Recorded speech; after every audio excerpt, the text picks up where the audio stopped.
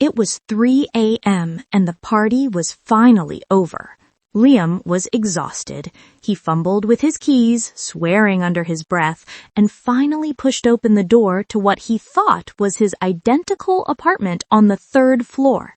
He needed silence and a bed. Fast.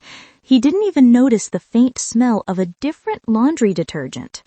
He stumbled through the dark living room, his mind foggy, guided only by muscle memory toward the bedroom. The apartment felt slightly off.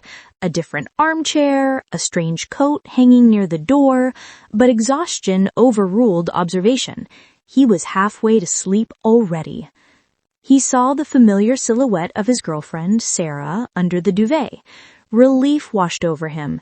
He crept into the bed, snuggled up behind the figure, and pressed a soft, tired kiss onto the back of her neck. He felt the person stiffen immediately. "Honey, I'm home," he whispered sleepily, tightening his arms around the person, expecting a groggy reply. The person remained frozen, tense, and silent. He realized the hair felt slightly coarser than Sarah's. Suddenly, the bedside lamp flipped on.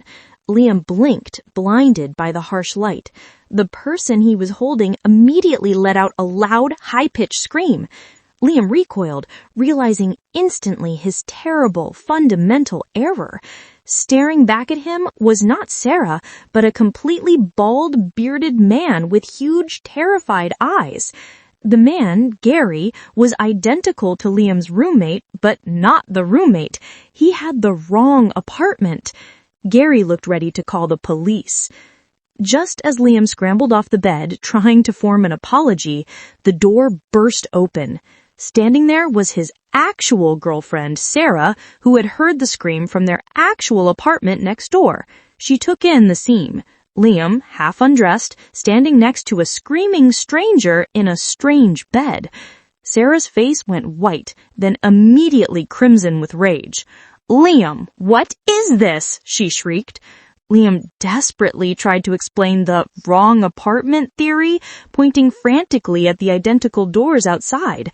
It took 20 minutes, the actual roommate getting involved, and Gary showing his lease agreement, for Sarah to begin to believe the bizarre, unlikely story. The damage, however, was done. Sarah couldn't look at Liam without seeing him spooning a stranger. The relationship never recovered from the wrong apartment kiss. Liam had been physically faithful, but he had betrayed her trust in his basic ability to navigate a hallway. They broke up 2 weeks later, all thanks to an identical door and too much exhaustion. Jessica noticed it the second Mark walked into the restaurant. He was wearing a shirt she didn't recognize, a crisp, pale blue button-down. "Did you buy a new shirt?" she asked, already feeling a strange knot of anxiety tighten in her stomach. "Oh, this old thing? It's David's. My shirt got coffee spilt on it this morning, so he lent me this one before my big meeting," Mark explained calmly, adjusting the collar. David was a coworker, and Mark often borrowed things from him. Jessica nodded, but the knot remained. Midway through dinner, the lighting shifted, and Jessica froze. Right near the cuff of Mark's sleeve, there was a tiny, faint, but unmistakably pink smudge. It was a smear of lipstick, and she knew for a fact she hadn't worn that shade that week. Jessica's mind instantly spiraled into cinematic levels of paranoia. Mark lied about the shirt being old. David must have a girlfriend, or maybe Mark was seeing a woman at work. She felt the blood rush from her face. She tried to keep her voice level, but failed. "Mark, what is on your cuff?" she asked, pointing a trembling finger at the tiny pink mark. Mark looked down, genuinely puzzled, then gently wiped the stain with his thumb. "It's just a mark, right?" Mark stammered, his sudden defensiveness only fueling Jessica's suspicion. "No, that is lipstick, Mark. Whose lipstick is that?" she demanded, causing several nearby diners to turn and stare. The argument escalated quickly. Jessica pulled out her phone and furiously texted David, the coworker, demanding to know who he lent his shirts to. Mark, meanwhile, was speechless, trying to remember every single detail of his day. An hour later, back at home with the shirt thrown across the bed, the truth finally emerged. David did lend Mark the shirt, and David had a sister, Lisa, who had borrowed the same shirt 2 days ago after spilling juice on her dress. Lisa, an absolute lipstick fiend, had accidentally left the mark. The borrowed shirt betrayal was a complete accident. Mark had forgotten to mention the shirt was recycled from a non-David source.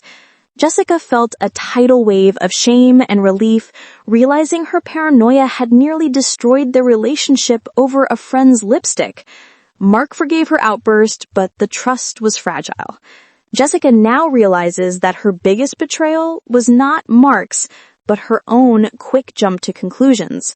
She bought Mark 10 new shirts and burned the borrowed one. Alex was having a stressful day at work.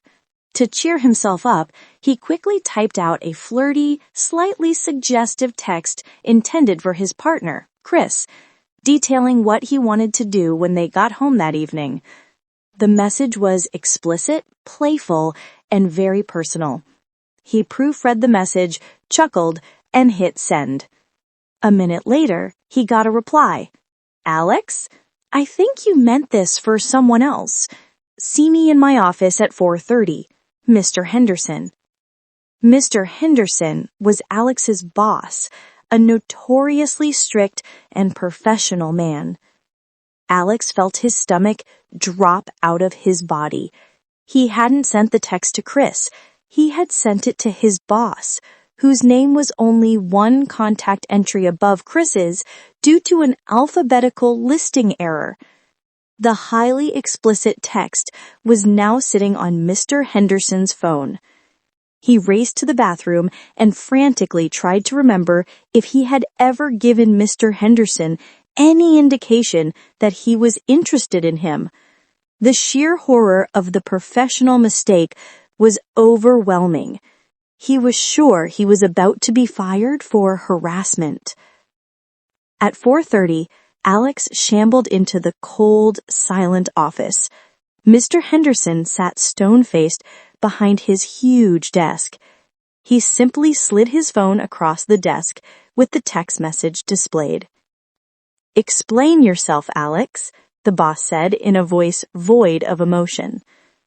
Alex stammered an apology, swearing on his life that the message was for his partner, Chris. He tried to explain the alphabetical listing error and the accidental misdial, looking desperate and completely mortified. Mr. Henderson finally raised an eyebrow. "I understand. However, I've forwarded this entire exchange to your HR file. It shows poor judgment and poor attention to detail." The professional damage was done. Alex's career advancement was instantly halted. When Alex got home, he had to tell Chris the whole story. Chris read the message and the boss's stern reply. Chris was devastated, not because Alex sent the text to the boss, but because he saw that Alex had forgotten a very specific, deeply personal phrase they used in their texts. The misdialed text disaster revealed a deeper issue. Alex's stress and carelessness were eroding the intimacy of their relationship. Chris felt betrayed not by a physical act, but by Alex's lack of focus and casual approach to their unique bond. They worked through the phrase issue, but the relationship had a permanent scar. Alex had to find a new job, and he deleted his boss's number entirely. He learned that a text message sent to the wrong person can destroy both a career and a relationship.